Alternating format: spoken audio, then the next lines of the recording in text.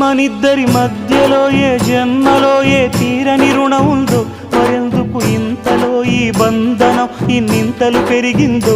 అమాయకమైన నీ చిన్నారి నవ్వును ఏ తల్లి కందో, ఇటే నీ దారి ఉందని నిన్ను ఏ సుడి గాలి పంపిందో. పాపం పుణ్యం దేవుడికెరుక, పేదకు దొరికిన బంగారు కణిక, పాలు వెన్నాలేవని అనక ప్రేమను తాగి పెరగవెసిలక. వలేసే పాడు లోకం కంటపడక ఉండు నాయనక, ఇలా నా గుండెలోనే గువ్వల కొలు ఉండిపోయింక.